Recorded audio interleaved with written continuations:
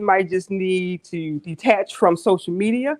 Sometimes you may just need to talk to someone, a doctor or a therapist, and all these different tools that we have. And so I'm proud to be a part of a ministry that recognizes that. Um, we have three phenomenal presenters for you today. We're going to discuss stress, depression, and trauma. These women are not only spirit-led and God-fearing women, but they have credentials. So if you know our leadership, we don't just bring anyone into this household. So they have credentials, they have certifications, they have degrees, and they also have experienced life. So my prayer is that you all, that not just you, but that we will get something out of this, whatever it is that God will have us to get out of this, and to take it forward to those who are in our lives. So without further ado, I don't want to hold us up any longer. Our first presenter will be Minister Dorian Peoples, and she will speak on the topic of stress. Thank you. Good afternoon, everyone. Good afternoon. Some faces I recognize, some I don't, but we still family nonetheless. Good to see all of you. If you don't mind, can I open up in a word of prayer? Is that okay? All right. Father, we thank you for today. We thank you for all of the awesome people that are here and the speakers and presenters, facilitators. Father, I pray that your people will get exactly what they need. I pray that they would leave encouraged, uplifted, and enlightened. And it's in Jesus' name that we pray. Amen. So as you know, my name is Dorian. I'm Minister Dorian. I'm from Set the Captives Free. So I bring you greetings from my leadership. Thank you so much, Sister Courtney, for inviting me. She is passing out right now some handouts that I have, just so you can follow along and take any notes if you would like to. I'll be talking about stress. A little bit about me, though. I am a registered nurse, bachelor's prepared. I've been nursing for over 20 years.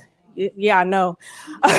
Nursing for over 20 years, background from med-surg, orthopedics. Now I do ambulatory care, so I see quite a few situations come across my desk. More so now, more than ever, I do see a lot of mental health concerns that are concerning the people. So I thought this conversation was definitely befitting to have today, especially with our community and with our people and culture. Also, I am master's prepared with theological studies. So the Lord has done good with equipping all of us, or us, with being able to minister to mankind, body, soul, and spirit. Okay, so with the opening part, I'm going to be talking about stress. Exactly what is stress? How does that look for us, men and women, because it can look different? How we possibly carry stress in our bodies, and how does that display for us on day to day? If you experience stress now, or if you know someone who is experiencing stress, raise your hand. I know that's right. If you were late last week or lost your keys, you experienced stress to a certain degree, if you had somewhere to be. So with stress, I feel so, and also I see documented too. Can I move around, Nellie? Is that okay? Okay. Documented with, like in Psychology Today and other trusted and reliable sources, that I believe with the cultural norms, we have normalized stress so much, we ignore it. We ignore the red flags that show up in our bodies. We walk around inflamed and don't know why, or we just cast it off as, oh, well, maybe that's something that's supposed to be there. So we don't address it. We don't go to the doctor to look at it. We wake up exhausted. Have you ever had that? Went to bed tired, woke up the same or feeling worse. We don't get adequate sleep. We don't feed our bodies properly. We don't get enough hydration with plain water. We're pretty much either feasting on coffee, caffeine, sodas, donuts, or whatever is quick and easy and convenient, but we're not giving our body exactly what it needs so we can function properly and so we can feel our best and optimal selves. Also, with stress, not only have we built it in to be normal, we've normalized the fact that we carry stress on a daily and we feel that it's okay. So we don't necessarily get the help that we need from professionals. We don't talk to the professional. Not saying that we don't talk to our friends. Sometimes that's good to vent. However, If that friend isn't emotionally healthy and balanced, they can be giving us some misconstrued information or misguided information. So we're not walking that process properly. And therefore, we're still over processed, or we're overwhelmed with stress to a degree that we should not be. Okay. So what is stress? Simply put, the body's natural physical and mental reaction to life's challenges, demands, or perceived threats. So anything that can possibly change with us, that could be seen as stressful. Because we are built differently, we respond differently to stress. We respond differently to trauma. What may be traumatic for me may not be traumatic for you. So it means something different to everyone. Another thing too that I do want to remember to mention, when you feel or you notice that your body or that you're carrying so much stress in and throughout your lifespan or your day, don't normalize getting up exhausted and thinking that's okay, and keep pushing and keep pushing and keep pushing. I do want you to kind of take note and then sit down and take a deep breath and say, hey, how can I intentionally slow life down for myself? Because we don't have to keep pushing, because we're not machines. Even with the weight that you carry, right? Some of us have family, we have finances that we're concerned about. We have children that we're concerned about. We have our own health that we're concerned about. We have the societal situations and the government, global situations that we're worried about. And we're carrying that every day and we don't know what to do with it. And if you think about it, we're carrying all this baggage, but even you think of a airline, even they have limits to the weight, the baggage you can take. But we don't think about that when it comes to ourselves. So we just keep on tacking on and tacking on and tacking on. And then that's when we get that false notoriety. Oh, she's a strong Black woman, or he's a strong Black man. Have we ever seen or noticed any other culture say that about themselves? That's a strong Indian man right there. That's a strong Asian or Vietnamese person right there.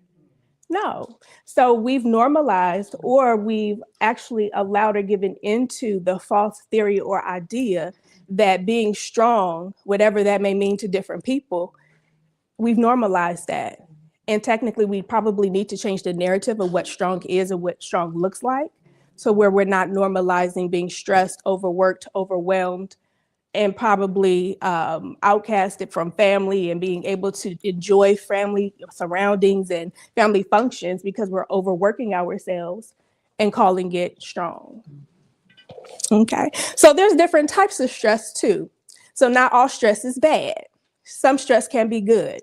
So the first type of stress that I'll look at is called eustress. Eustress is the positive and the motivating type of stress. That will keep you alert. So that's like maybe driving in a fast car. If you like roller coasters, I used to love them. My heart can't take them now. But I used to do the roller coasters, that type of thing. That's the good type of stress. You're working on some type of project. That's something that's keeping you motivated, keeping you going. Slight type of under pressure. I don't necessarily agree with procrastination when it comes to your projects and say, oh, I work better under pressure that way. Some people say that about themselves, but I would hopefully have you consider or reconsider maybe a different outlook on that. But hey, let's talk about this and stay with that, and I'll let you decide what's best for you. However, with stress, that eustress, that is good. So we can keep the eustress, or we can't actually get away from it because we're always going to have stress around and about in our lives. But we do have to know the difference of what we're experiencing or what we see. Acute stress, that's short-term or short-lived. That's an immediate reaction to a difficult experience. The response does usually subside when that issue is over. So if you lose your keys, car accident, if you're taking an exam, that type of stress you feel under that will go away once that issue or that situation is done, over with. Okay? Traffic jam. Yes, ma'am. Traffic jam. Once you make it through once you make it through that thick part of 83, yes, it will lift, or it should lift. You should not go to bed with that. Okay. With chronic stress, this is the main one that I will probably stick with and hover around for quite a bit. And if someone just keep me with my time, please. Okay, thank you. Okay, so the chronic stress, that is more so ongoing. The feeling of being under pressure that can cause severe health problems like heart disease or depression. Anxiety too, I didn't list that, but anxiety is another one. Examples of what that could look like or what can cause that is divorce, major life change, financial issues, or long-term caregiving. Anybody know about that one? Okay. So when you're constantly feeling like you're under pressure or chronic stress, your body actually goes through a process of releasing certain hormones that cause you to be, like I said, on high alert. It causes your blood pressure to go up, your heart rate to go up, and you're constantly on edge. In a situation where you are being like you're in a robbery or something serious, a circumstance like that, that stress or that those hormones being released is a good thing because it's keeping you on your toes. You're thinking quickly, or you can think on your feet. You should not be in that type of situation all the time. Yeah, being in that all the time, your body is constantly transmitting to your brain. High alert, survival mode. That's what I call it. We can't wake up in survival mode all the time or stay there all the time. That's not healthy. And that leads to the chronic conditions, like I mentioned, being depressed, having anxiety. It also leads to obesity. When that cortisol is released in your bloodstream and you want to know why you stressed out and can't lose weight, that's the reason. You want to know why your face is puffy all the time, or you look like I just woke up, or now I look like been fought with a bag of nickels? That is why. So you want to be mindful of the chronic stress that you're carrying. When the body perceives that threat, that stress level rises, and you don't want to necessarily consistently carry that in your body, especially with your muscles. Your muscles tense up. They're in a tight or in a tense position or situation consistently. That's uncomfortable, even if you were to have like a Charlie horse. Who wants to walk around with that type of pain all the time or discomfort? So not only are you experiencing that physically, but the mental is also experiencing being overwhelmed and overworked. Okay, the next slide, recognizing stress. And I would say keep in mind too, with the differences with men and women, a couple of factors or variables that you want to consider is the hormones, the biological differences, the social factors too also impact the differences that we may see displayed in men versus women. And what I have listed here, they're not exhaustive. However, it's just a few just to say, hey, if you notice this in yourself or in others around you that you love, friends or whatever, you may want to have a conversation with them about how they are managing their stress or, encourage them to do so differently. So suicide rates, I'll mention this here too, for men are nearly 4 times higher than women, and only 35% of men will reach out to a professional for support compared to 58% of women. That's according to Psychology Today. Okay, so just think about that too. We need to encourage our brothers or our male friends and all of that to seek assistance or to seek help. It's okay to not be okay. It's okay to say, you know what, I admit the truth, I'm stressed out. I'm not managing this well. I need some help, okay? Now, as you see with the grid that I have here for women, when they're stressed out, ladies, it looks like we get sad initially, right? We feel guilt. What are you feeling guilty about when you're stressed? Is it because you can't make it to someone's event and you told them that you would? Are you feeling guilty because you couldn't get that last project done in the time crunch you were supposed to? What's causing us to feel guilt? And then, of course, causing our stress to go up. Anxiety. This is another one, again, I said I see most often that comes across when I'm talking to patients because I care manage or case manage now. So in speaking with them, the anxiety is on a whole nother level. With the anxiety and depression, of course, that stems likely from them being stressed about other issues. When you ask them, you want to make sure you get to the underlying situation or issue that's stressing them out in the first place, that's causing them to not want to either take care of themselves, not take their medication. For example, one patient I was speaking with, I said, hey, your blood pressure is doing this, your labs are looking like this. What's going on with you? Are you taking your medication? They said, I'm not. I said, well, why not? Is it making you sick? Do you not feel well when you take it? Is it causing you to respond differently when you do take it? What's going on? They said, no, I've just been depressed. I've just been feeling down. So I haven't been wanting to take my medication. My loved one died, and ever since they've gone, I haven't been myself, and I just don't feel like doing what I need to do to take care of me. So then that's, of course, when we get into the conversation of acknowledging the importance of, if you don't take care of yourself, you're not going to be around to take care of anybody else. So you have to take care of yourself. Another one was hair loss that I noticed too. But of course, you want to also get your labs drawn to make sure that you're not deficient in any of your other vitamin levels as well, okay, because that will be important. And that too can also influence depression as well too, if you're deficient in some of your labs. With men, it's noticed that they'll have a misuse of substance. So of course, with men dealing with stress differently, they may not walk around and exude sadness to you, but they may be going to the bar, or they may be hanging out with a friend, doing other things that are high risk situations that cause them to have body experiences that they necessarily shouldn't, or putting them in harm's way in that way. Anger is another thing that they may display. Who wants to walk around angry all the time? Right. So if someone is consistently angry, or their anger is coming from a place and you can't necessarily put your finger on it, or they can't either, sometimes it's coming from they're stressed out about something else. Okay. With universal experiences, you see what's listed there. Irritability is another. Lack of focus. So if you have brain fog all the time, what's going on?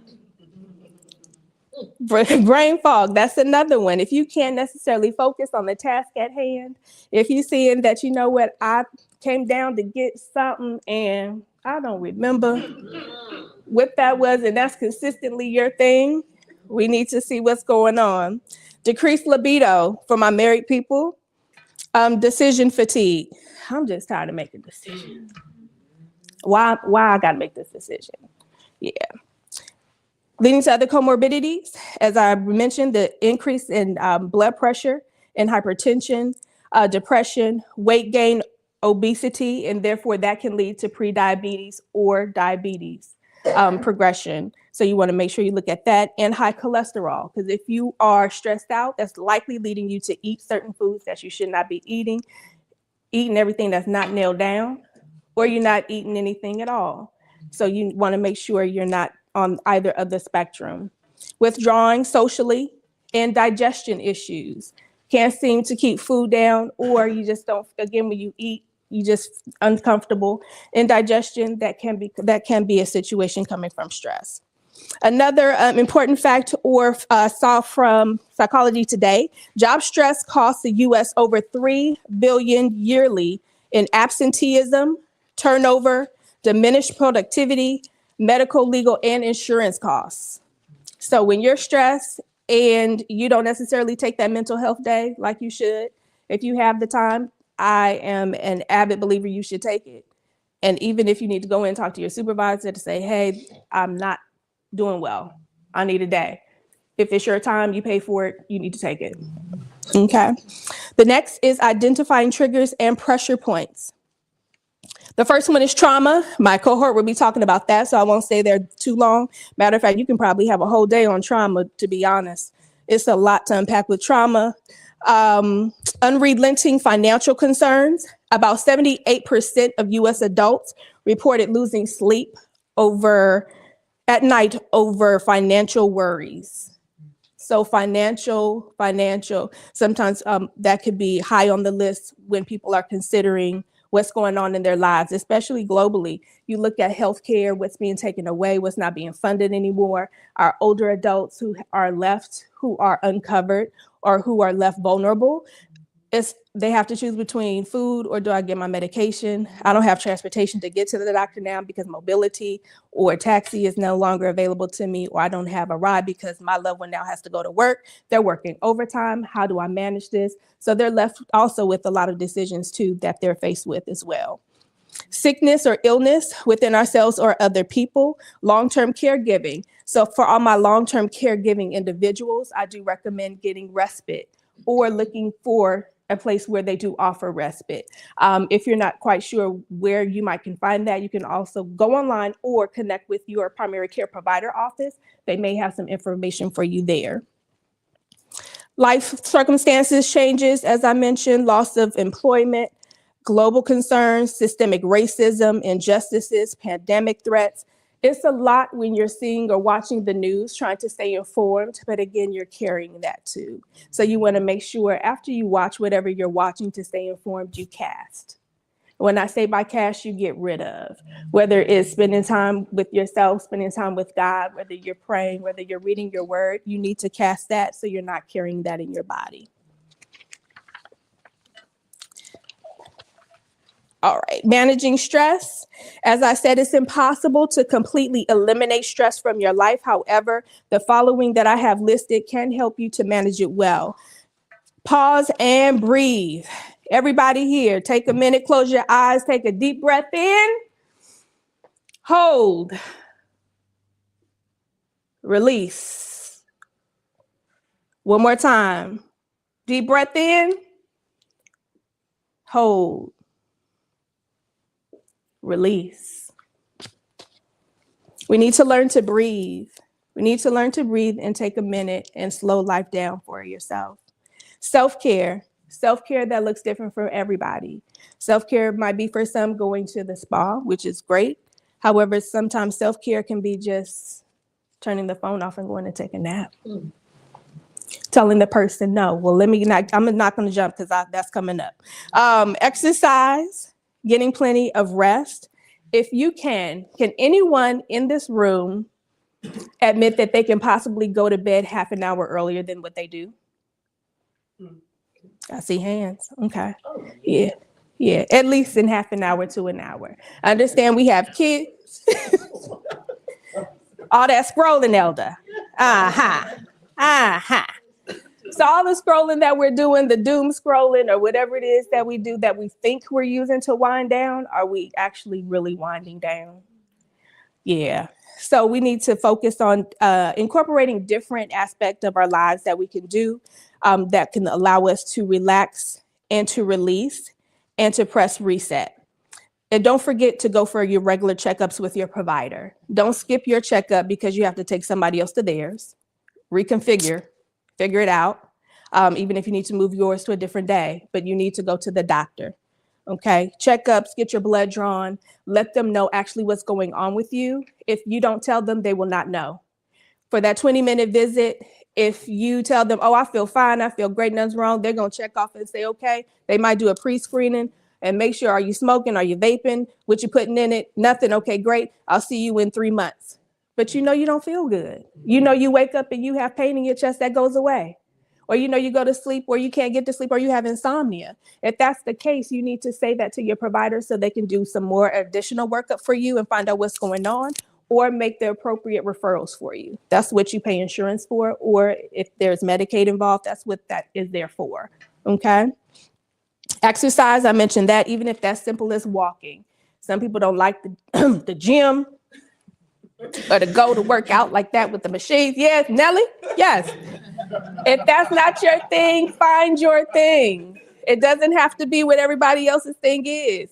If it's going to a class to do Zumba, like with Deacon Rika, or again, going out just to get a simple walk your dog, walk with the grandchildren, playing with the grandchildren, something simple, getting out in the elements, doing gardening.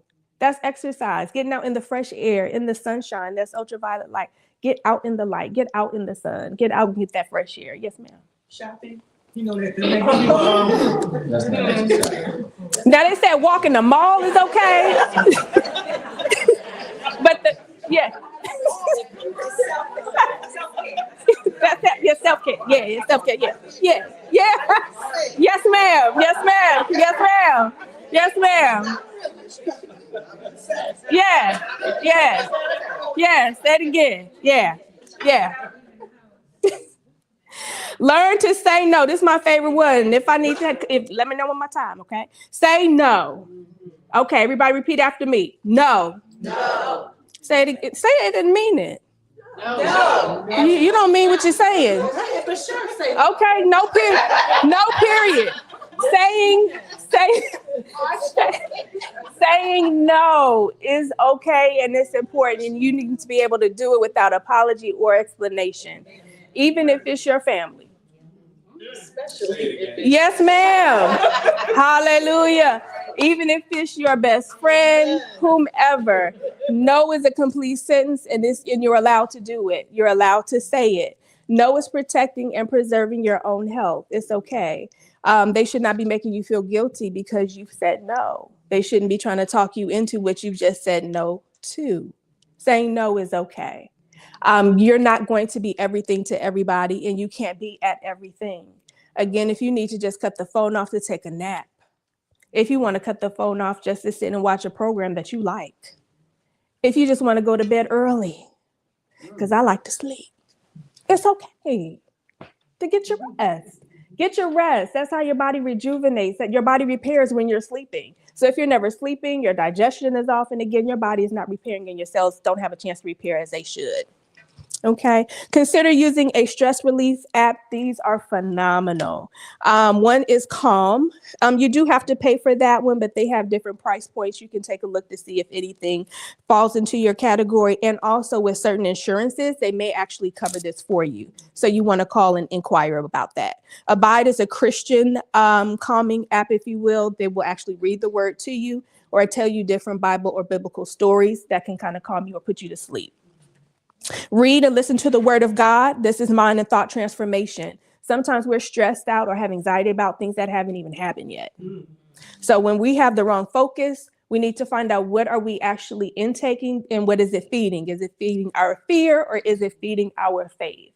So a lot of times when we have the wrong focus in mind or in our view, that can actually take us down a long road of intrusive thoughts, the inappropriate thoughts that then cause us to be stressed out. And then we see it in our bodies. We deform, have hives now, we're itching, and we don't know what to do. We need to, yes, ma'am. And lastly, attend counseling or therapy with a professional. Okay. I do have in your packet on one of the last pages, a couple of individuals that are well trusted. So if pastor allows you to, or you do your own research as well. Look at reviews. You can go online to look at these people. But the BTST, Better Tomorrow Starts Today services. This individual, she actually goes to my church who owns this business, but they have different locations in 5 different counties. So you can go online to look at that. They do individual and family therapy as well, if that's needed.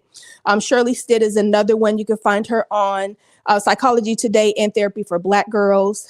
There's Black Mental Health Alliance. They're actually local too, downtown. I think I've actually been down there too to see how they run things. Things may have changed a little bit since I've been there. However, you can call or go online just to investigate for yourself and see what they offer if you need it. And the last one that I will hit is daily prescriptions. Do you see that? All right. Daily prescriptions. I won't read each scripture that I have for you, but you have that there that you can read this on your own, even if it's one a day that you focus on. Even if you read, because this one you're going to have one for every day because you're going to find the one for number 7. And that'll be your favorite scripture that you can stand on, whatever you're facing with, whatever stressful situation, whatever it's surrounding, you should find a scripture to stand on and repeat that and go pray that back to yourself or pray it to the Lord every day. And this will help you, again, with mind transformation and thought focus. Okay. And that is my time, I believe. And did you have any questions? Thank you. Any questions, anybody? Are we all good? Yes. Not a question, but something you said. I told my mom just last night that all of a sudden I started getting leg cramps. Just out the blue. Maybe about last week. So what is it? I take potassium supplements and then, there could be some stress. Could be. It could be before I would break out into hives for stress. And then I'm like, okay, so we got rid of the hives and now it's possibly leg cramps. Are you hydrating well? Normally I do. However, I would say the last the yeah. 2 weeks, I know I haven't. So Make sure you're hydrating well. Yeah. And again, if you haven't been to the provider in a while, it would be good just to see where your labs are, especially if you're on potassium, a supplement, you should be going back to get your blood checked regularly anyway. To make sure you're not, it should be at a certain level or between a certain range, and you don't want it too high as well as you don't want it too low. Yeah, because they either need to cut the dose or you need to come off of it if it's normalized. Yep. Are there any other questions? Okay. Thank you, everybody. I appreciate it for letting me share. Thank you so much. Well, now, next we will have Deacon Sharon, who will come up and she's going to speak on depression. How long will that? How long will that?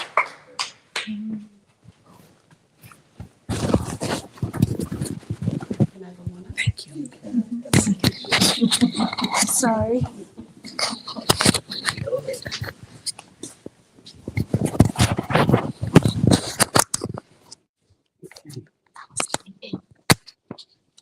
Good afternoon, everyone. I am Deacon Sharon Lee. I am a licensed clinical professional counselor, work at David's Law of Clinical Programs, which is a dual diagnosis program, substance abuse and mental health. Work with adults 18 and older. I'm going to be talking about depression. And y'all pray for me. Because the knees are like jelly right now. Oh, Lord. But depression is a serious mental disorder that negatively affects how a person thinks, feels, acts, sees, and views the world. In 2021, it was estimated that 14.5 million adults, a lot of people, had at least one major depressive episode. In 2021, it was also estimated that 61% of adults in the United States, ages 18 or older, received treatment within that year. According to a national survey completed in 2023, 3 in 10 adults have been diagnosed with depression during their lifetime. Forgive me, because this is so personal to me. And 18% of the adults surveyed at that time were experiencing depression. This information was based on data compiled by the National Institute of Mental Health and SAMHSA, which is the Substance Abuse and Mental Health Services Administration. Data gathered in 2025 reported that 23.4% of women in the United States experienced depression, and 12.7% of men experience depression. While men have lower diagnostic rates for depression, 80% of all suicides in the United States are committed by men. And there is a difference in how it's done. Men usually use guns, shoot themselves, very violent. However, women usually take pills. And a lot of times, even though women have taken the pills with the purpose of committing suicide, they may call somebody and call for help. Don't really want to die. Exactly. Just in pain. Women are more likely than men to experience depression, and this is because of hormonal fluctuations, social factors, and biological factors. Hormonal levels are affected by estrogen and progesterone, I can't say it, during menstruation, pregnancy, and menopause. Stuff just gets all out of whack. These fluctuations affect neurotransmitters in the brain that also affect mood. Social and environmental stressors also affect women because women face gender inequality, higher poverty rates, sexual and physical abuse, and the burden of balancing home and work rests on women. So sometimes women are carrying a lot. Biological and genetic factors. There are some studies that have concluded that women have stronger genetic predisposition and may possess more genetic markers for depression than men. And while these studies have concluded this, a lot of women may not know this because of the stigma around talking about mental health and depression. It's not something we discuss. We've come a long way, but we still have a long way to go because it's still uncomfortable conversation. Psychological and emotional coping. Women internalize stress and ruminate, meaning think over and over and over again, and usually those thoughts are negative. And often for a long time. And they think about negative feelings and experiences where, as men, engage in behaviors outside themselves, such as alcohol misuse or anger. They don't really keep it inside. It's going to come out in some kind of way. Diagnostic differences. While men are more likely to exhibit irritability and substance abuse, women present more often with symptoms that fit the diagnostic criteria for depression and are more likely to seek help than men. The symptoms vary with everyone, and they can vary from being mild to severe.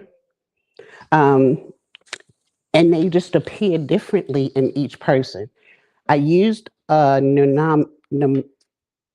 mnemonic that I learned while I was in graduate school to help me when diagnosing depression. D is for depressed mood. E is for energy loss and fatigue. P is for pleasure loss, also described as anhedonia, meaning that you no longer find pleasure in things that you once enjoyed doing. R is for retardation or excitation, meaning that your movements get really slow or really, really fast, one or the other. E is for eating change. Your appetite can increase or decrease, or as Minister Dorian said, you have no appetite at all. S is for sleep change, sleeping too much, sleeping too little, going for long periods at a time without sleep. S also suicidal thoughts or suicidal attempts or suicidal ideations. I is for I'm a failure, loss of confidence, feelings of worthlessness.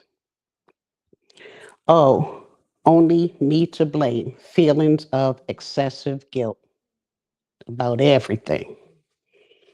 And not being able to concentrate or focus and make minor decisions. It's normal to have moments of sadness or the blues.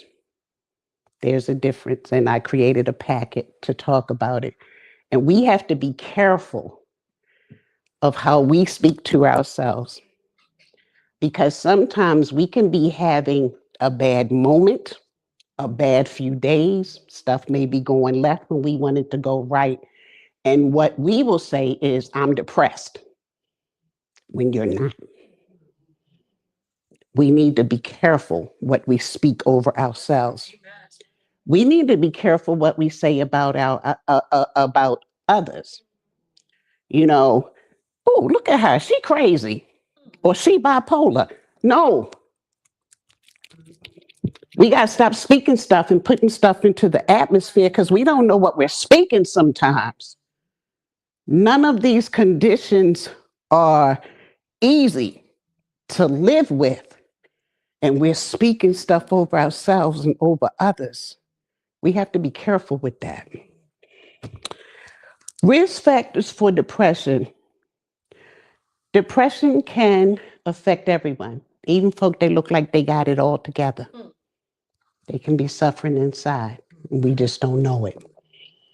Biochemical factors. There's differences in certain chemicals in the brain, such as the neurotransmitters, serotonin, dopamine, and norepinephrine may contribute to the symptoms of depression.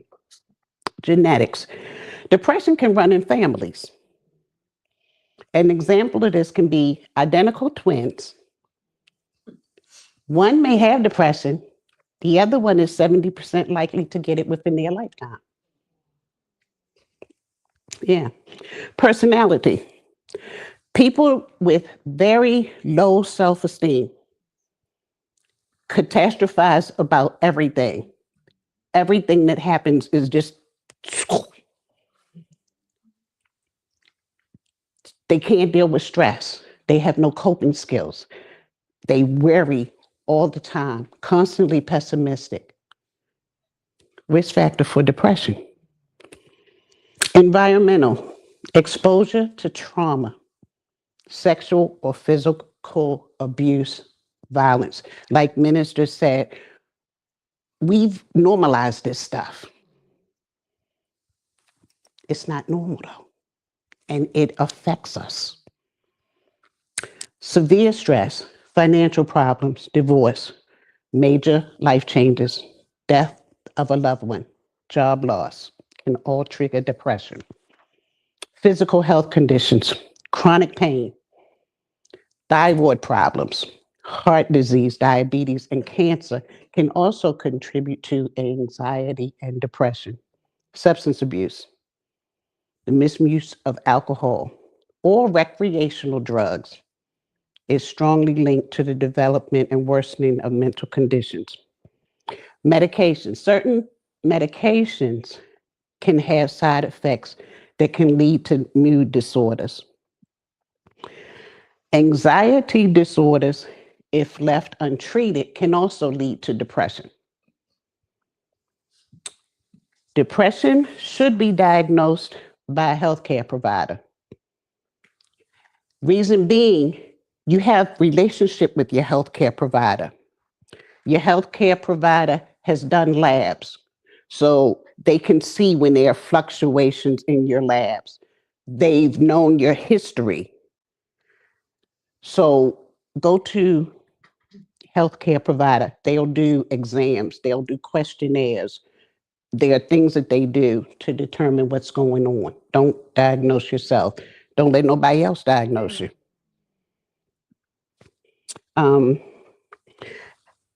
Once your health provider does an exam and decides what's going on, you may be prescribed medication. You may be referred to a therapist. Go. It does not mean that you're crazy. It does not mean that there's anything wrong with you. It just means that you need some help. Help may not be for a lifetime. It just means that you need some help, and it is okay. And Jesus will not be mad with you. Trust me, he'll be really proud of you.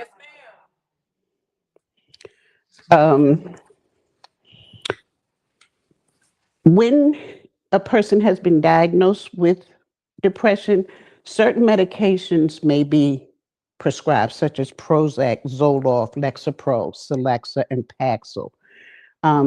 These medications, while they help, they do have some side effects, such as nausea, headaches, insomnia, diarrhea, nervousness, restlessness, and sexual dysfunction.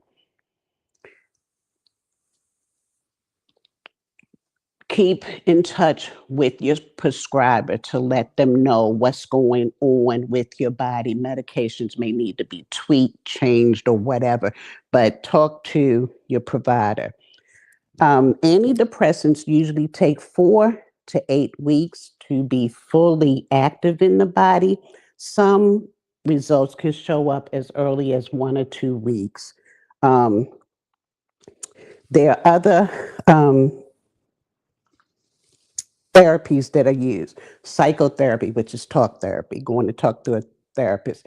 They may use CBT, which is cognitive behavioral therapy, which works with clients to change how they think, how they see things. Also, Mm. It's called ECT, and they do little waves to the brain to help people that are severely depressed, where none of the other treatments have helped them. Depression also affects your body, can cause headaches. Tension headaches are often associated with depression. A person can experience mild, moderate throbbing sensations around the eyebrows or in the middle of the head or even in your neck. Fatigue. Many depressed people report feeling fatigued. This can be described as total exhaustion, meaning they just totally exhausted. No matter how much sleep they get, they just exhausted all the time, or feel sluggish, can't function. Excuse me. Stomach pains. Um, there are many reasons that a person could have stomach pain, and research has found that there is a brain and gut connection, meaning depression and anxiety could be blamed for stomach issues. Digestive issues, bubble guts, irritable bowel syndrome, food just not digesting well, constipation as well as diarrhea, both. Backaches, back pain, or general just achy feelings can also be symptoms of depression. Vision. Research has shown that persistent stress can lead to loss of vision.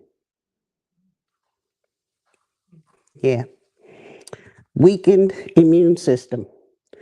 Depression can weaken your immune system so that you're more susceptible to illness, colds, just constantly. As I said before, changing weight or appetite, sleep problems as well. Decreased pain tolerance. Depression can make you feel like everything hurts all the time, even when it's not hurting. It just hurts. So, before I wrap up, I want to talk about just a few other conditions that are related to depression. Perinatal depression. We used to call it the baby blues. Yes, that's the one. Thank you. Postpartum depression. And that usually occurs during childbirth and after childbirth, because the hormones just fluctuate so much. It usually starts like 2 to 14 weeks after childbirth, but usually with medication and support of family and doctor and all of that, that will subside. Premenstrual dysphoric disorder. Yeah. That's a severe chronic medical condition causing mood and physical symptoms such as extreme irritability, depression, and anxiety, usually occurring a week before menstruation, and it'll drop off after period ends. I blame Eve for all of this.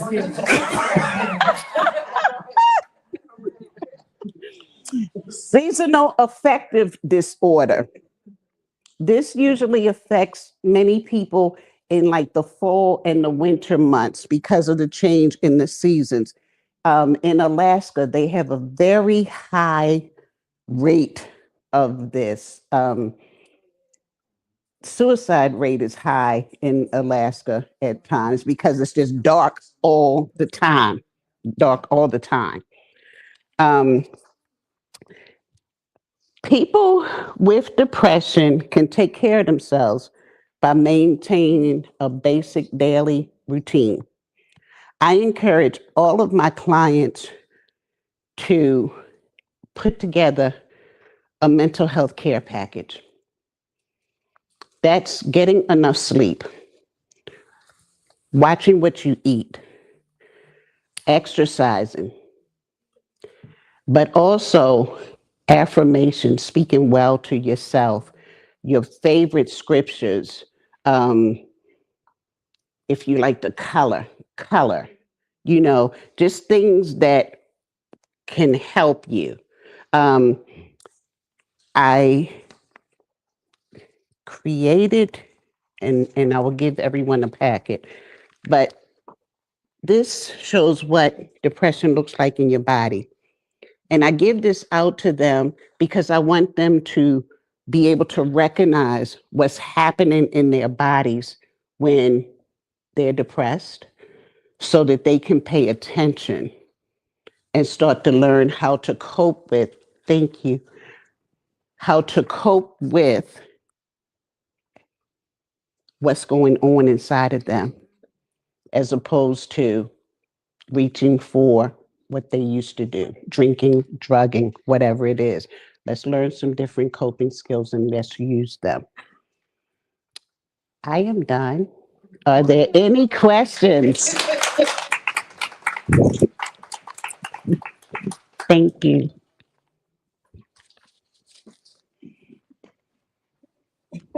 All right, well, next we will have Sister Sheila will come up and speak to us about trauma.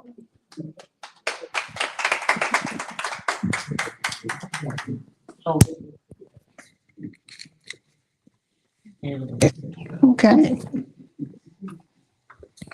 Hello, everybody. So let's start off with the fact that I didn't want no microphone. I got one anyway. Anyway, let's loosen it up a little bit. It's tight up in here. Listen, let me say this to y'all. All of this stuff that we're talking about is heavy, right? And we need to take it serious, but we also need to lighten up. I just want us to, let's take in some air just for a quick second, because we heavy. And I know that this is a lot of information, right?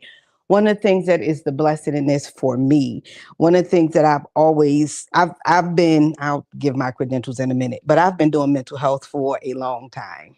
I've worked with anything from children all the way to adults. Back at children again, right?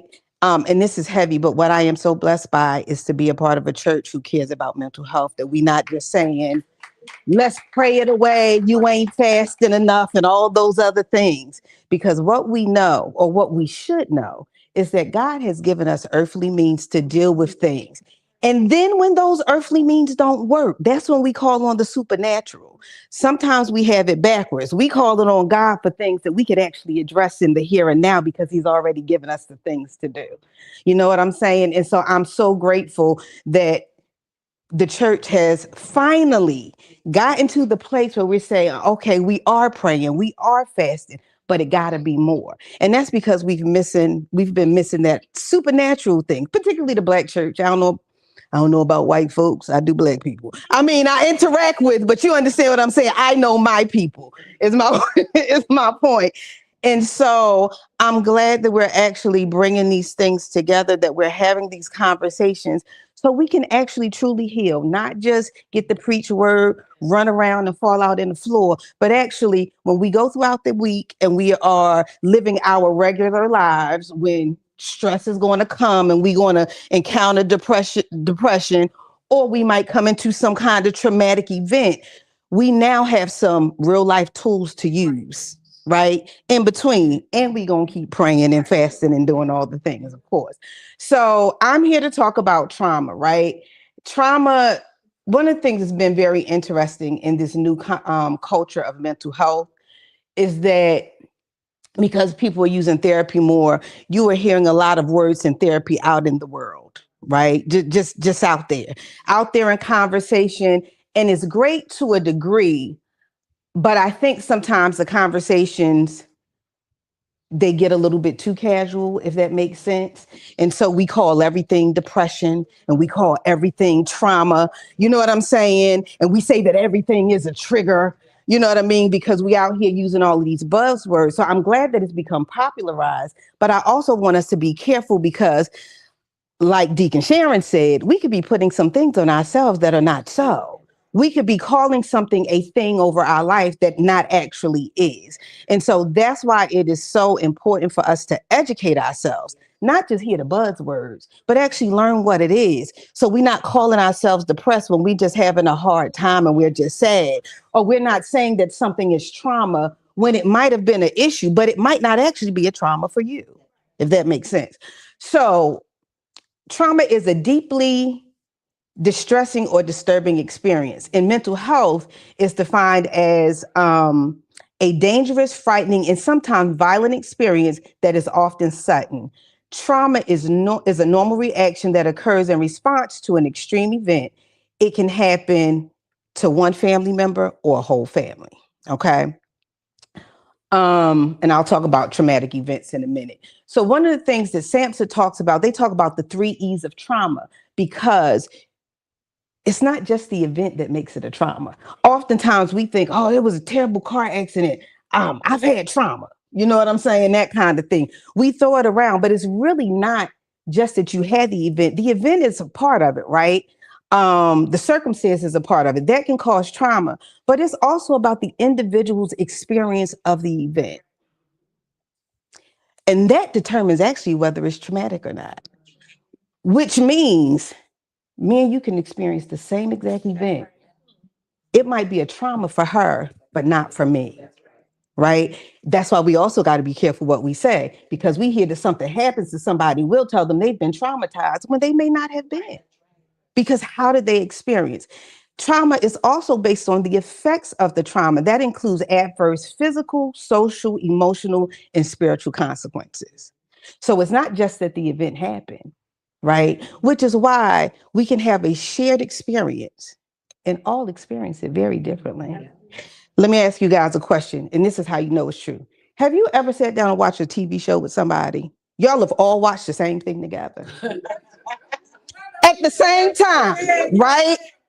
But when you start having a conversation about the show, what this person took from the show was one thing. They was like, I didn't see that happen. I saw this happen, right? And then somebody else like, but I didn't see none of that. I saw this. Y'all all watched the same thing and experienced it differently. This is also why children can be parented by the same parent and have a different experience with them and receive it differently, right? So, because that's about how we experience things. That's our perspective, right?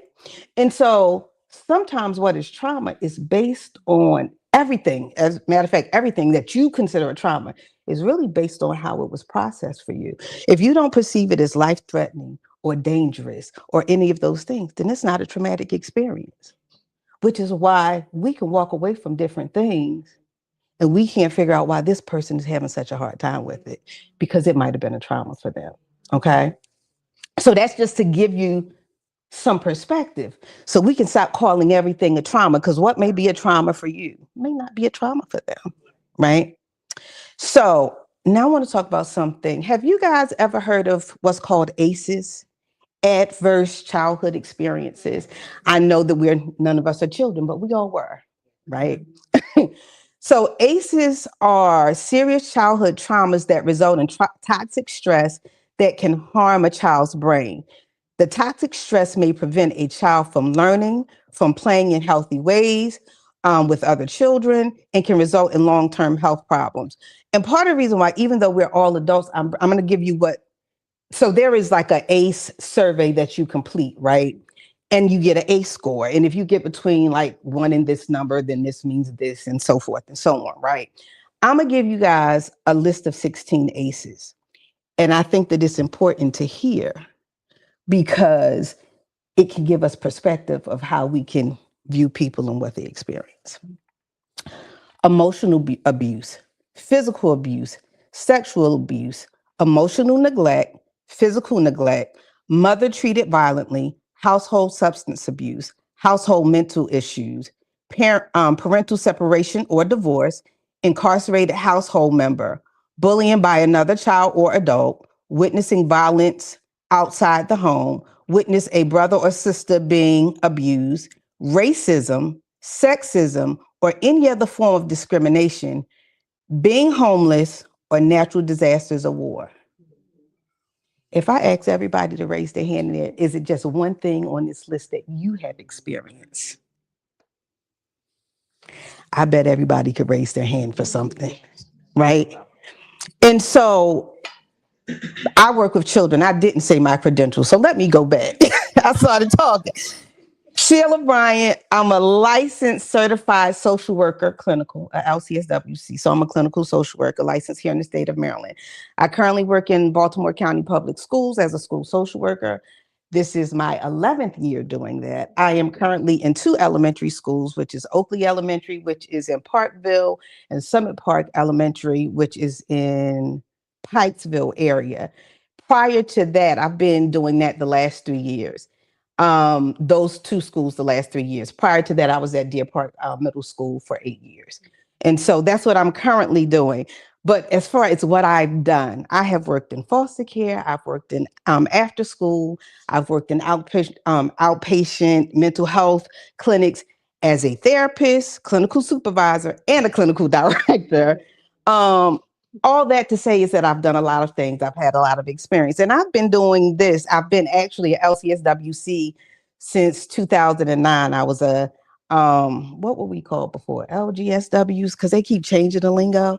Since 2004, and I have been doing something in mental health actually since I've lived here all 32 years. So I've been at this a long time. I know I look young though. No, I'm just like, y'all may not agree, but I've been doing this a long time. So I just wanted to say that. But back to the ACEs, part of the reason why I like to share that, even if I'm speaking to adults, because it really does inform us, right, of what our people, and I'm talking about all people, could be experiences. And particularly in this climate that we are currently living in, right? Even if you think about racial discrimination or sexism or things like that, that's something that we could have all potentially experienced in this room, right? And so can our children. Right. And so I do a presentation. I've done a presentation on children and their mental common diagnosis. And part of that gives empathy for children, because quite often as adults, we can be like, what they so upset about? What you so sad about? You ain't going through nothing. But think of the world that we live in.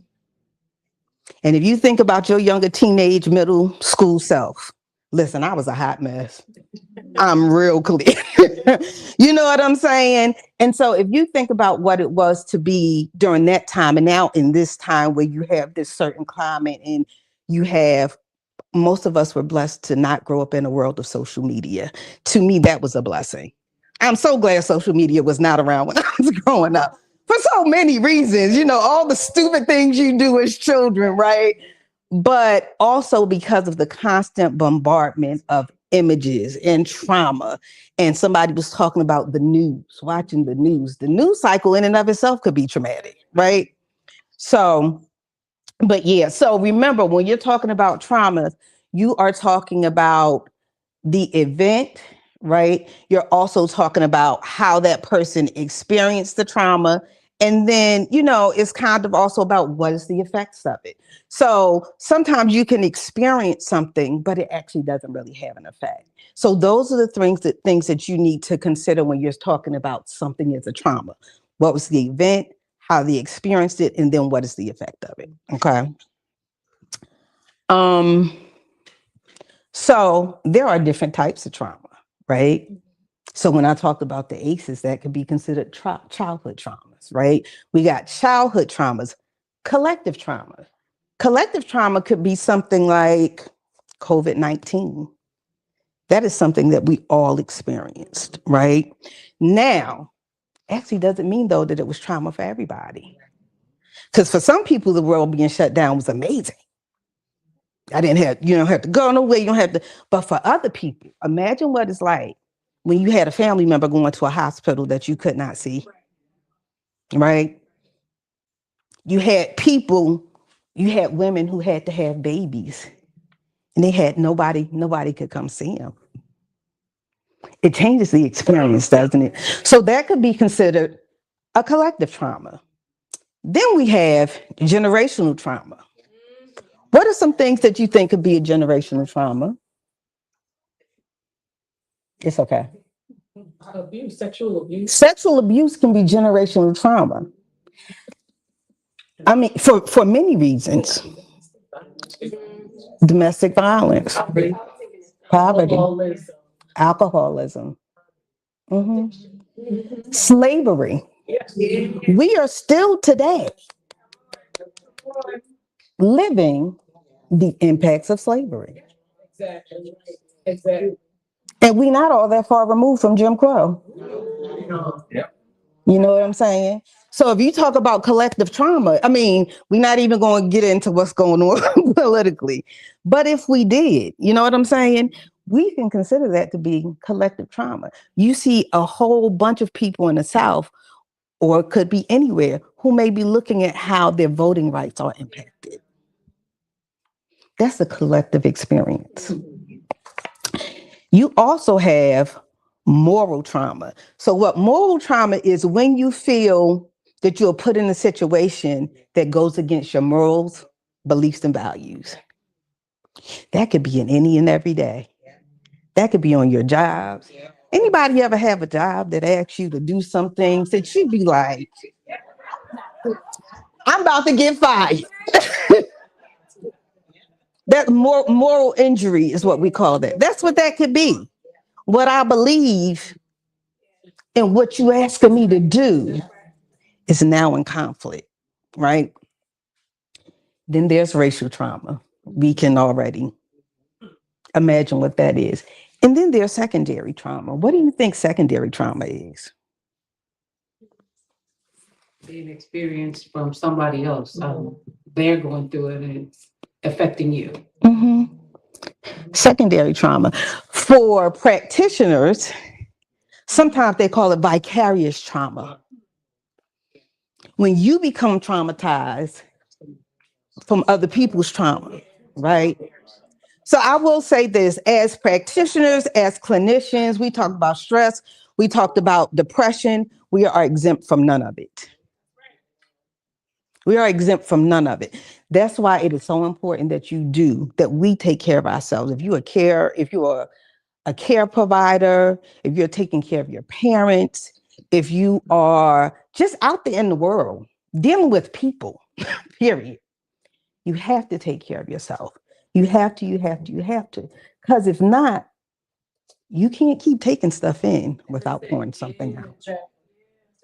And so all of these conversations we've had has been very interesting, because my brain, as I was sitting in the back, was connecting what you said to what you said and now to this. All of it. So when we get to what to do, it's going to sound a lot the same. Because what it really goes back to is taking care of yourself, right? All right, so let's talk about what are some of the effects of trauma? Trauma can affect everybody differently. That's the other thing. Because we experience things differently, it affects us differently. So how our bodies might respond is fight, flight, freeze, right? But you also have flop or fawn. Have you guys ever heard of those, flop or fawn? Right. Okay. So fawning is trying to please someone who harms you. People pleasing. Probably saying those yeses when you should be saying no. Because you've learned that that's a way to survive, right? Flopping is doing what you're told without being able to protest. You just following orders. You just following directions. You just doing what you're told. But you're not fighting it, right? So those are those other two. We usually know fight, we know flight, right? That's the hide and go away. Fight is the fight. And, the freeze is to do nothing. But then we have these other two. But this is what happens to us when you experience trauma. Sometimes what happens is, because your body stays in survival mode, you function from whatever your response is. So maybe you always freeze and do nothing. Maybe you'll always fight. Maybe you always hide. That's what trauma could do. The other reason why I brought up the childhood trauma is because one of the things that I truly believe emotionally, some of us stop growing emotionally at the point of our trauma. If you look at sometimes the way some people respond to things, right? Maybe a parent passed away when they were a teenager.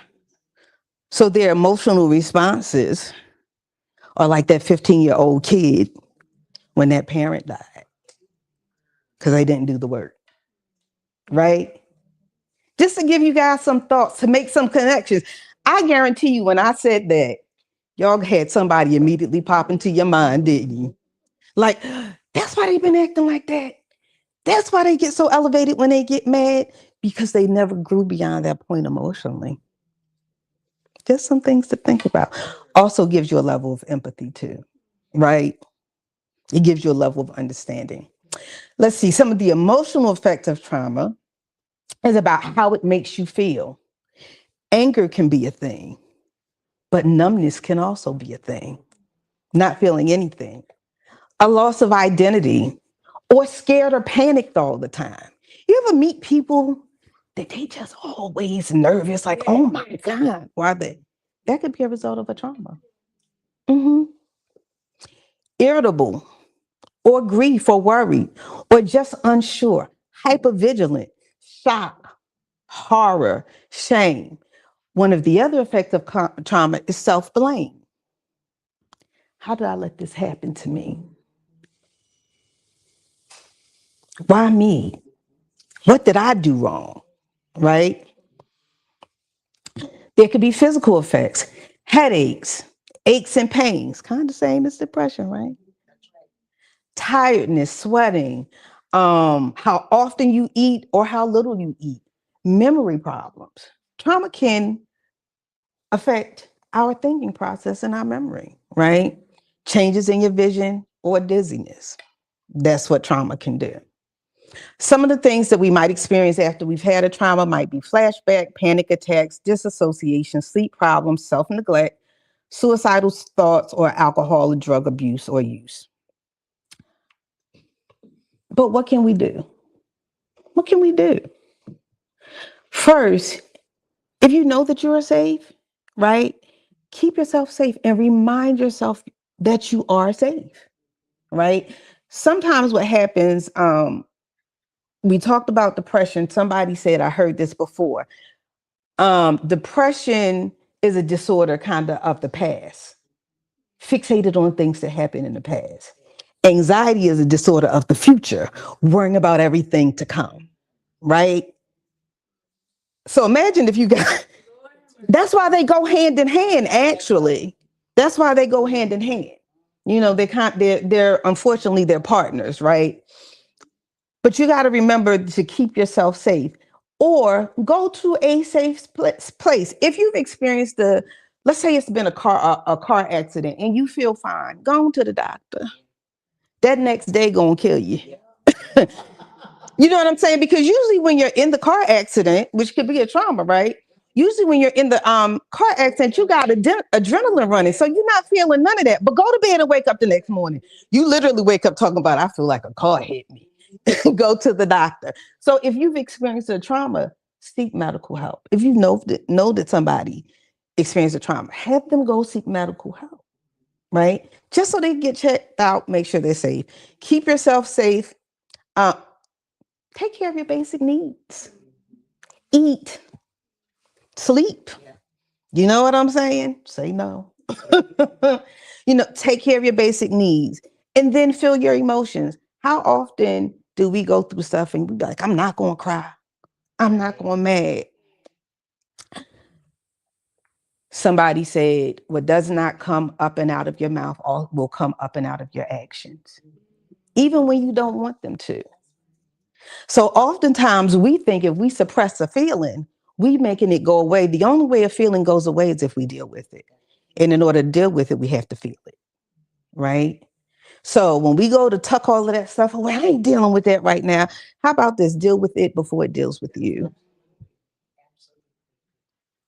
I really do believe that sometimes the reason why we end up being so sick, I'm talking about as a people and as a community, going back to being that strong person, is because we're being so strong.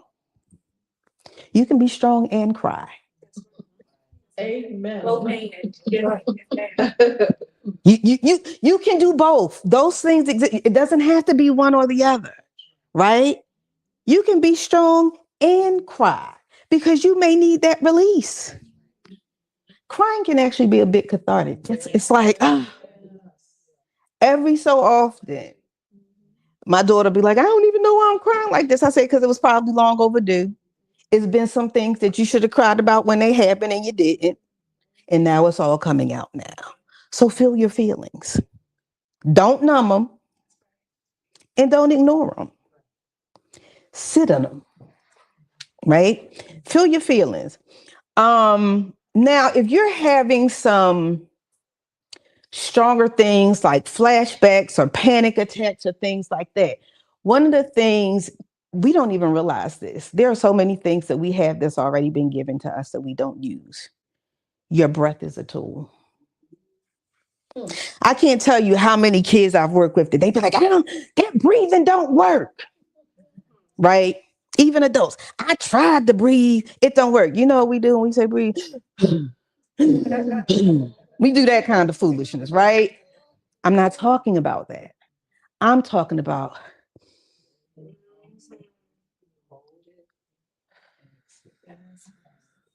and not just once, several times. Let me tell you what you can't do when you're breathing like that.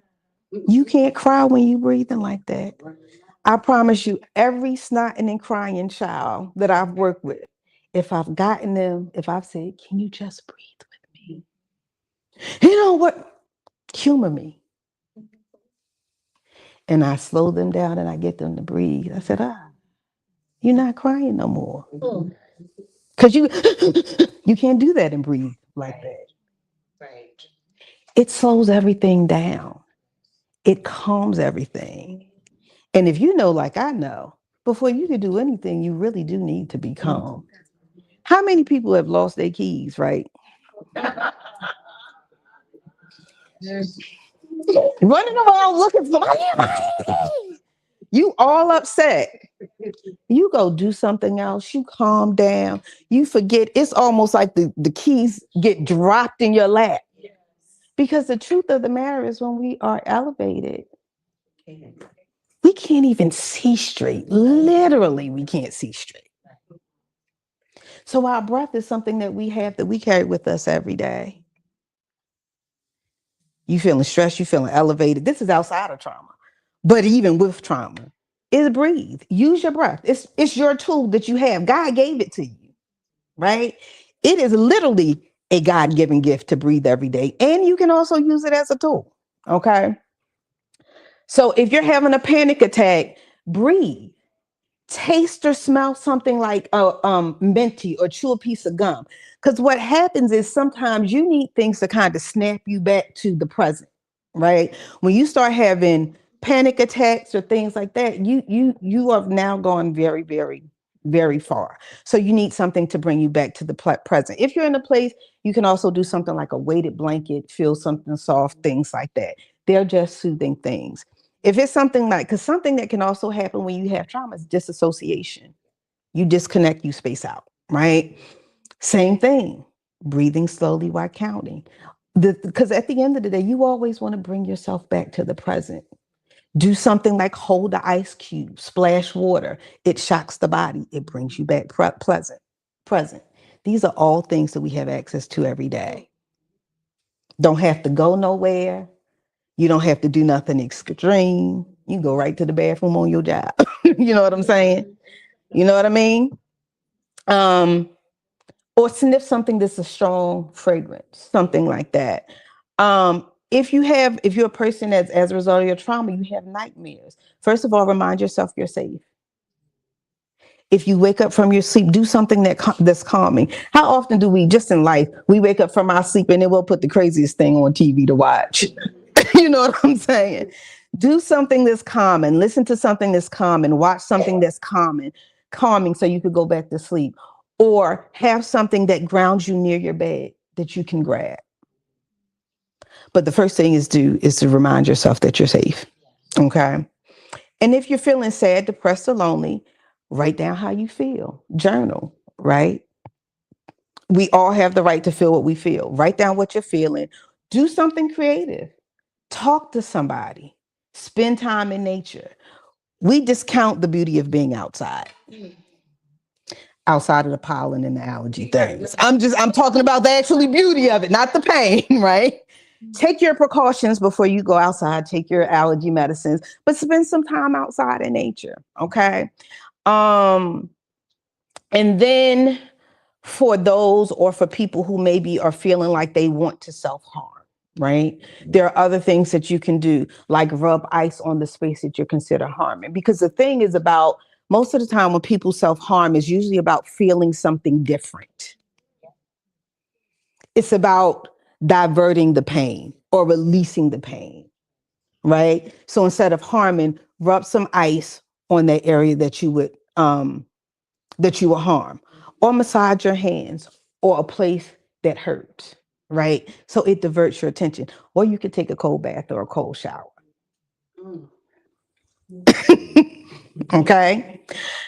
Now, if you talk about helping yourself long term, first know your triggers. You should know the things outside of trauma, just in life. You should be aware of the things that make you feel a certain way. And sometimes you can do that when you journal. If you journal and you write down what happened immediately before you had a specific reaction, you can start to learn your triggers. Okay. To learn your triggers, go to therapy. And when I say go to therapy, that does not mean that, because people think I'm gonna go to therapy. You may not always find your person the first time you go, right? You may go to a couple of sessions, I ain't feeling it. It's okay to not stick with that person. Most often people say, well, this is the person that I found, and so I just stayed with them. I didn't like them. Well, that's not okay. We don't say with doctors we don't like. Why would we say with therapists we don't like? Now, that does not mean that at some point you won't like your therapist, even if you connect with them. Because at some point listen, I say when I've done therapy with people, if I like you all the time, I can't be doing my job, because I should have challenged you to do something different. Right. So that's not what I mean. If they're challenging you and you feel in a way, that's fine. But I'm talking about sometimes people stick with a therapist that they have built no rapport or connection with. Do not do that. Do not. It is okay to be like, I don't like them. I've done 4 sessions and I feel absolutely nothing. Even if you've determined, I ain't saying nothing to this person, no way. But you got to at least have some kind of connection. Because the reality is are you going to be sharing your deepest, darkest secrets with somebody that you have no connection with?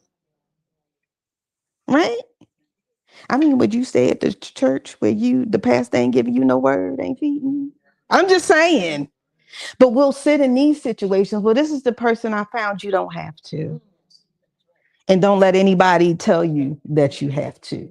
The same way, if you went to a GYN and they made you feel uncomfortable, you'd be like, I'm out of here. Let me go to somebody else. You know what I'm saying? That's the same way you need to be vetting your therapist. But please, people, go get therapy. It is incumbent upon us if you need it. You know what I'm saying? If you can't seem to get over this trauma, if you are still reliving something that happened to you when you were 5 and you 55, you might want to go talk to somebody. We hold on to stuff and we don't address it. And it impacts all of our relationships.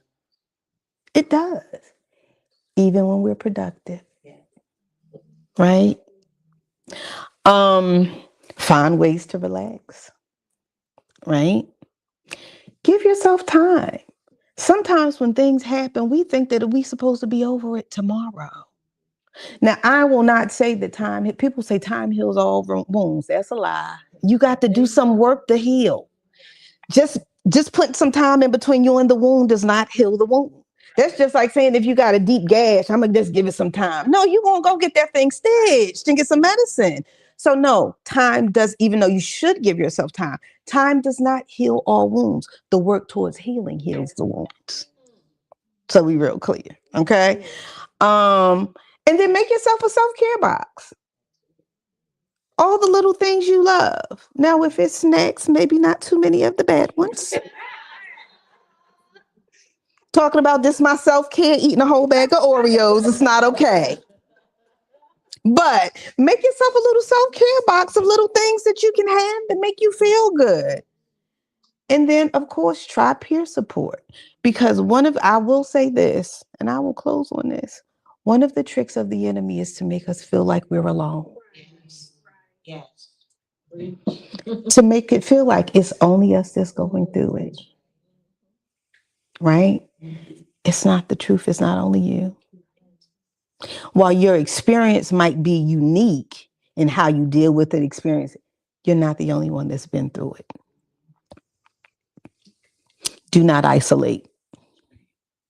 Do not isolate. Right? And if we're talking about going back to the depression and stuff, everything that the depression tells you not to do is probably what you should be doing. If the depression, because depression is a liar. It is. It speaks lies to you. You're not worthy. You're not loved. Eat that whole cake. That means don't eat the whole cake. Right? Right? You know what I'm saying? Listen, I'm going to tell you the truth. But whatever depression tells you, actually, some of the remedies for depression is the exact opposite. Don't exercise, exercise. I don't want any sunlight. Open them curtains. I don't want to go outside. Step outside. If depression is telling you not to do it, more than likely it is the thing that you should be doing. Just so you know. That is it. That's all. Yes.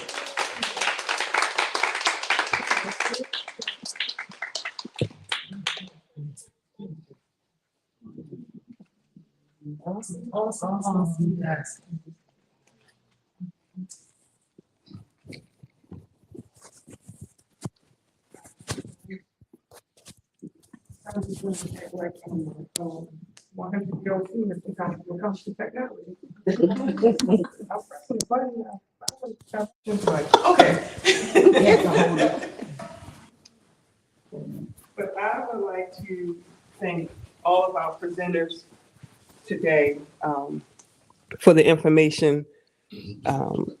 Trauma is definitely one of those words.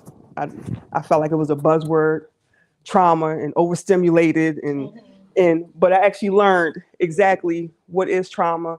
The 16 that you broke down was very eye opening. But I thank you, each and every one of you, for the information that you provided, and my prayers that it was helpful, that we all learned something today, and that this will be the first of open, honest discussions about mental health here. We've already started, wheels have already started turning. We already have some male health providers who have already stepped up and said, I would like to come. And so we definitely want to keep this going and figure out how we can also get our youth involved, because they are dealing with a lot of things that we didn't have to deal with, which I'm seeing firsthand. And then going back to something Sister Sheila said, when we feel like we're alone in this, we're the only ones. In preparing and just looking at some of the statistics, in the U.S. alone, 1 out of 5 in the U.S. adults deal with some sort of mental illness.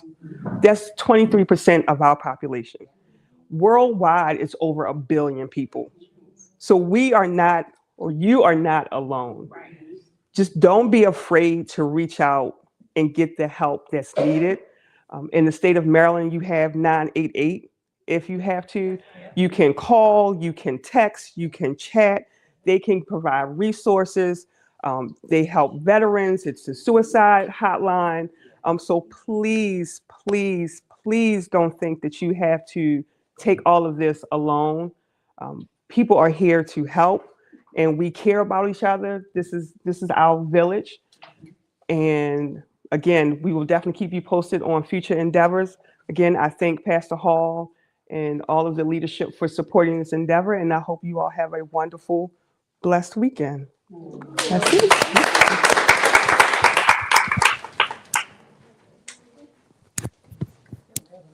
Elder Briggs, it's just a list of outpatient mental health providers. And I think this is just probably just Baltimore County. It would not have private providers.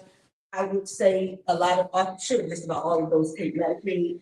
What I will say to people, You can also go through your health insurance, go through your health insurance, they will also provide you, if you have private health insurance, go through your health insurance, they will give you a list of approved providers that can provide therapy and all that other kind of stuff, just so you guys are aware.